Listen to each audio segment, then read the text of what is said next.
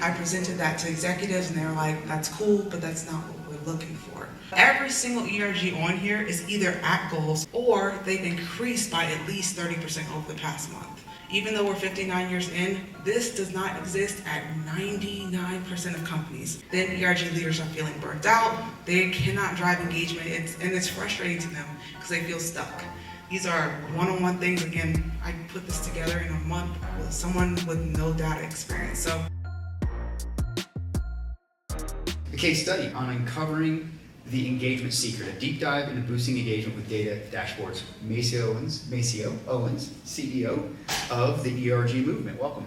Thank you. Yeah, it's on to you.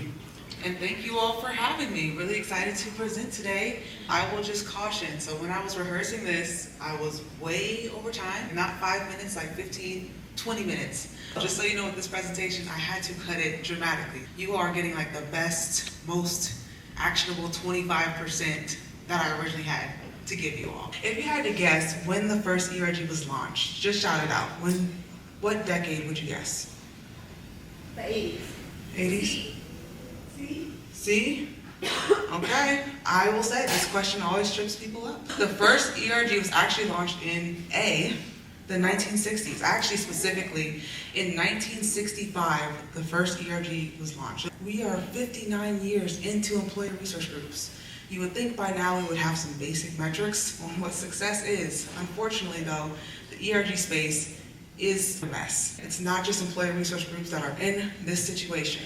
My first salaried job was an employee connections program coordinator, which is a weird way of just saying I was a catch-all for everything employee engagement at a big tech company.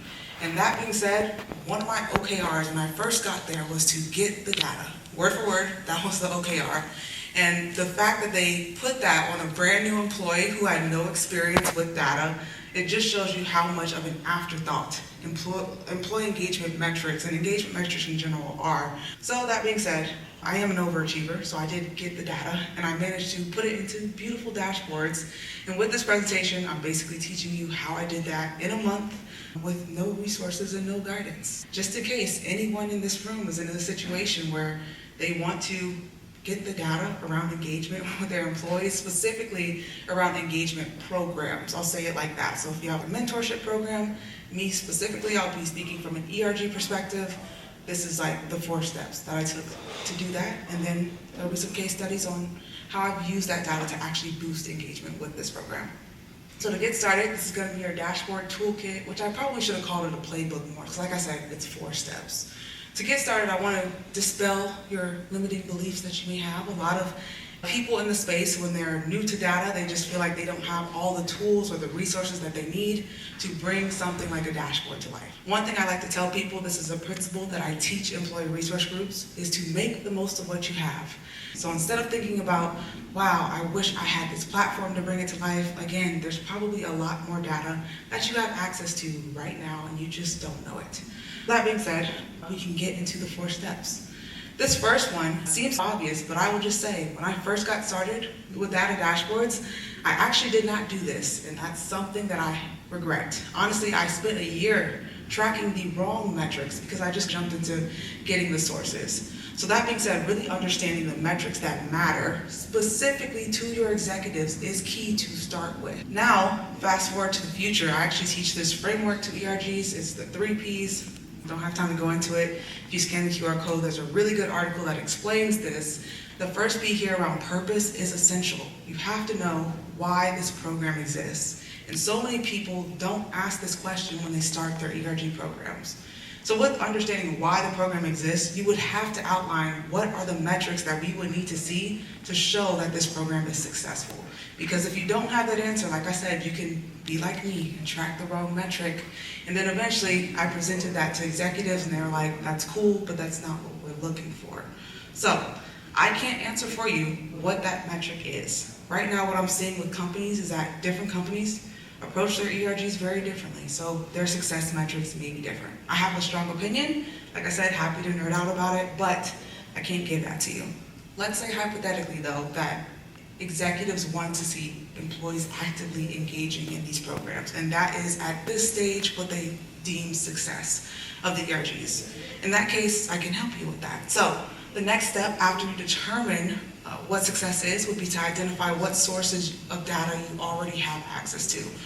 There's levels to this. I wouldn't recommend getting all 3 levels of data at once, because what happens is increasing with the levels is the difficulty sometimes of getting the data. And what I've seen is if I've just given the list of sources to people, they will get stuck trying to get the data and they never actually get a win of seeing a dashboard. So I'll say start with level 1 and see it all the way through, because it is so easy to implement, and then go back and pull extra data sources. So to outline what those data sources are, first things first, when it comes to employee resource groups, so communities of employees, at minimum, something that every employee resource group program has is a list of the members that make up the employee resource group. That's a very easy thing to obtain. Beyond that, another thing would be the HRIS report, so basically employee breakdown. No sensitive information with this, so just the basics. That would be like the tenure of employees, their name, their email, what office they work out of, what department they're in, basic things. Like I said, this is stuff that's very easy to get. If you don't have access to that, you can tap your people analytics. And if you want, I even have an email template that I've used to help dozens of organizations to be able to pull this data. So just know I've never had a problem with an organization providing this information, especially with the idea that it's going to help to provide actionable data for ERGs. With these 2 sources alone, there's a lot of wins that you can have.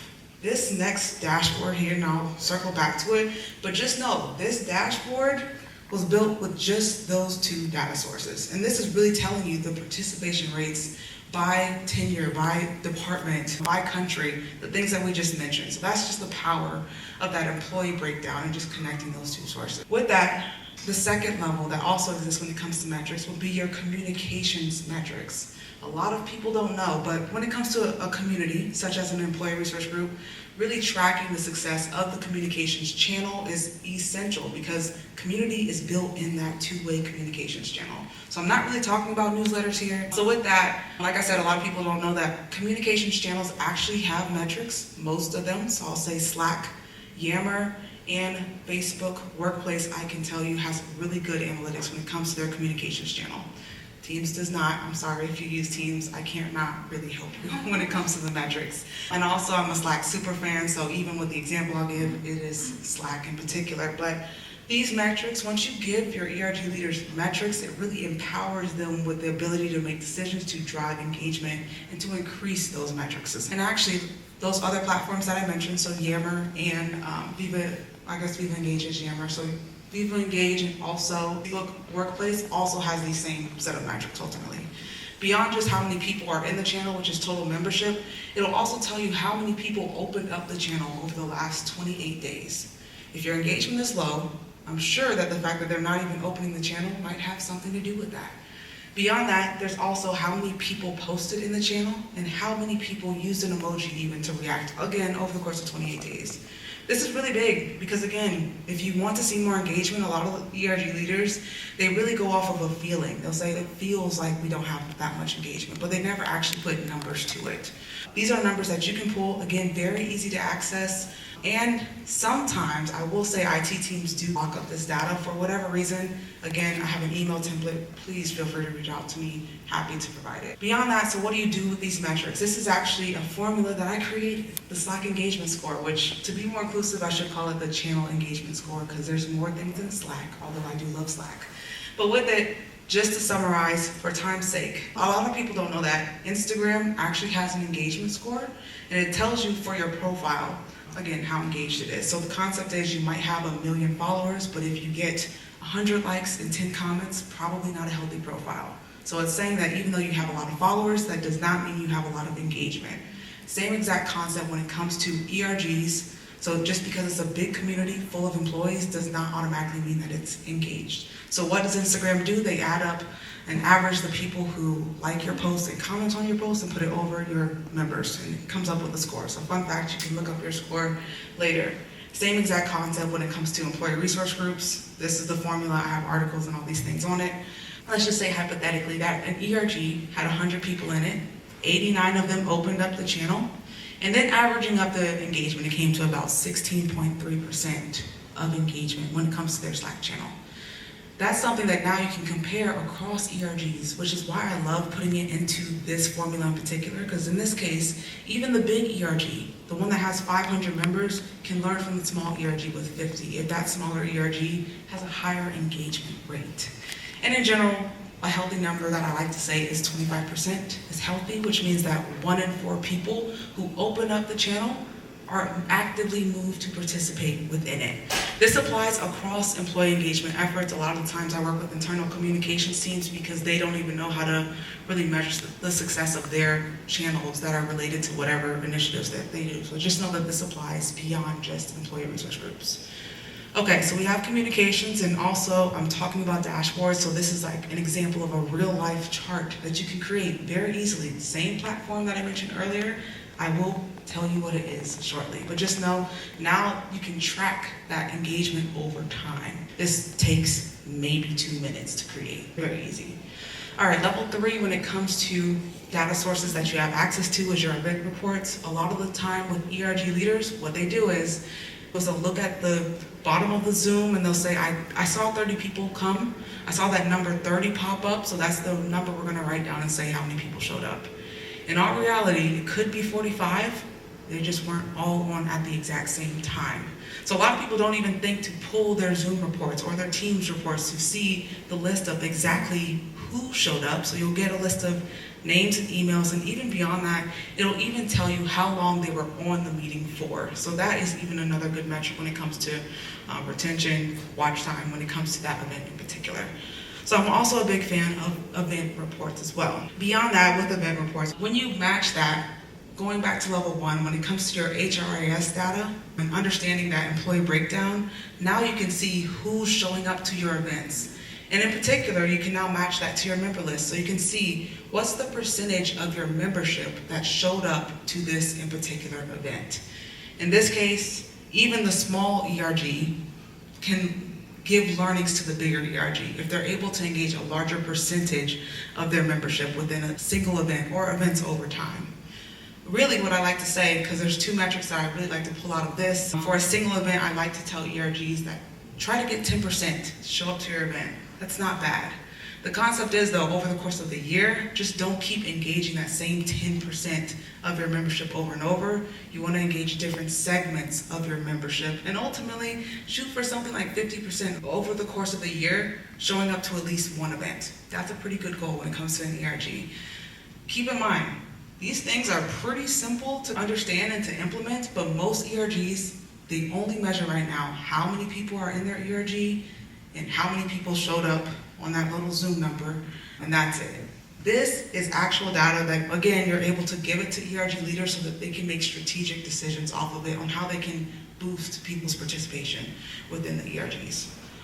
Okay, so we have the data sources. Now we have to organize it. Just to keep it very simple, what that looks like is instead of having all these different spreadsheets with all these different data sets, put it onto one spreadsheet.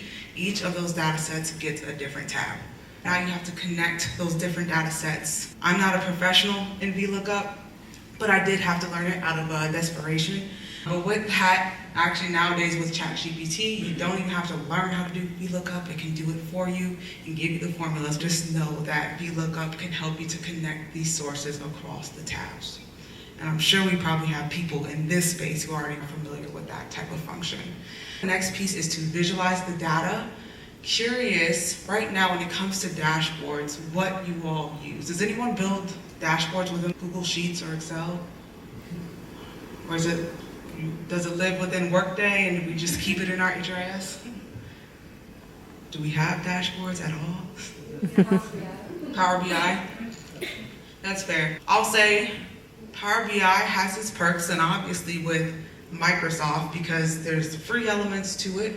Even then, there's other ones that actually have some AI features to it as well, like HighPilot and Graphy, but they all have limitations to some degree. My favorite is Looker Studio, and a lot of people in the ERG space have never even heard of this, but the fact that it's free, it's part of Google's suite. So if you have access to Google, you have access to Looker Studio, and even beyond that, some people who normally don't have access to Google products typically have access to Looker Studio. I don't know what that's about, but I will just say I learned this literally off of YouTube, and all the dashboards I've shown thus far have been built on Looker Studio. I'm a super fan. I just can't believe people don't know about it because, like I said, it's free, it's not hard to learn, and it has so many capabilities within it. So I recommend checking out Looker Studio for sure. This is an example. So this is the dashboard I showed before, but this is an example of what it can do. And it's also interactive. So when you click on it, it's able to like zoom in on specific data points. I'm just a super fan overall when it comes to it. Now I'll give you some success stories with how I've used this data and these data dashboards to really drive engagement. Thing number one, specifically around increasing participation within an ERG. Again, once you have this visualized data, you can paint the picture for people on where the opportunities are. This was one company that I worked with where clearly there was one opportunity with one particular team to really help to increase the participation within the ERG, the marketing team in particular. They were actually, I think, about 77% less than the company average when it comes to employee ERG participation. That was the pain point that was identified. I presented this to the ERG leaders just to see what they would come up with. And like I said, when you give people this pain point that's very clear when when it's visualized, it even does more, they're able to get creative in how they solve that. One of the ERGs stepped up to the plate. In particular, it was the Pride ERG at the company. They wanted to do an event. Actually, they did an event with Advertising, which is a company that does trainings around LGBTQ representation in marketing. And good and bad. So just showing like some good examples and some bad examples of how it's been done. With that, because it's specifically relevant to the marketing team, it made sense for them to invite the entire marketing team. What happened as a result of that? A couple things. 39 new marketing team members attended an ERG event for their first time. Beyond that, actually 13 of them became ERG members, so that's about a 33% conversion rate, which is pretty good. Beyond that, overall the participation rate from the marketing team increased by over 100%. Just an example of how an ERG leader, which keep in mind, these are like volunteers who just do this on top of their day job, but they are excited to get creative to solve these problems when it comes to engagement. Another one is when it comes to increasing Slack engagement, so these channel engagements. A lot of people don't realize that, again, this is where community is built in these two-way channel spaces and communication spaces. This is a real life thing that I just actually shared with a client and how I update my clients when it comes to their Slack communication. So I'm actually able to send something like this to them once a month. And with this, I tell the ERG leaders, hey, here's where we are as a program when it comes to our Slack engagement. And then I'm able to give them for each ERG, here's where you're at when it comes to the engagement. And they love this because, again, they're able to now problem solve and say, okay, I see the opportunities. Beyond that, even for this program, you can see it yourself. When I first started working with them, their Slack engagement average was about 13%. Over the course of these past few months, they've increased. Last month, they were above goal, well above goal, and even this month, 24.87 is basically 25%, which I told you all earlier was the goal. See, I'm giving them the analytics, I'm giving them some good examples of things that have driven engagement within these communications channels, and then they're able to problem solve for themselves on how to sustain that engagement. And what you'll see, I know it's hard to see, but every single ERG on here is either at goal, so at that 25%, or they've increased by at least 30% over the past month.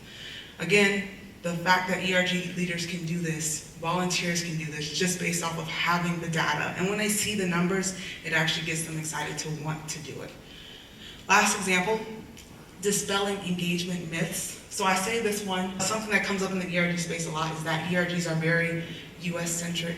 This came from the executive level at a company that I was consulting with. What I was able to do is actually pull the representation of the organization and compare it side by side with the participation within the ERGs. And what was interesting was I wanted to see if it was proportionate. Because if a smaller percentage of areas outside of the US, a smaller percentage wasn't engaging, I think that would make sense if that's also the same ratio of the percentage of the company ultimately. So with this, what I noticed is that there wasn't actually a dramatic difference between representation within the company breakdown when it came to most areas, like the NORAM, LATAM area, not a huge percent difference. Same thing with the APAC region, not a huge percent difference. But when it came to EMEA in particular, that had the biggest gap when it came to difference and not being proportionate. So what that told me is that it's not a global problem in general. It was really centering down on the EMEA region in particular. This is important because oftentimes we get feedback and then we immediately just react, and we could have redesigned the entire program to say, let's make it more globally accessible and all these things, where it's really just one specific region. Beyond that, we actually dove a little bit deeper and we looked at the average engagement rate per country. And then there are 3 countries in general that were just less engaged than the rest. And one, really in particular, that was much less engaged than the rest.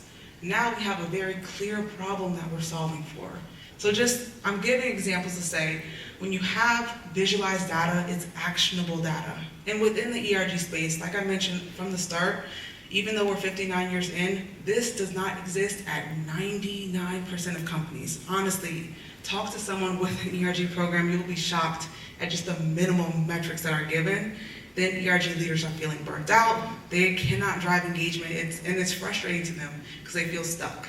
These are one-on-one things. Again, I put this together in a month with someone with no data experience. So I feel confident, but I will say if all else fails, and if you're just like, this is a lot, just for the sake of this presentation, I had a data set, anonymized it, and I put it into ChatGPT, and I told it to create me some charts and also give me some learnings, and it blew my mind. It shouldn't have, but it always manages to blow my mind. Literally can upload the CSV in it. Granted, I pay for the pro ChatGPT because I'm a super fan, but with that, it can create charts for you. It can give you advanced learning. So just know that's also an option, but hopefully you've been able to take away something. Even if you're further along and if you have an HR tech platform, even to push for some different metrics. Because I'll say even on the HR tech side, these metrics that I mentioned, oftentimes you will never see. So hopefully you're able to push for this change, and hopefully you learn something new. That's all.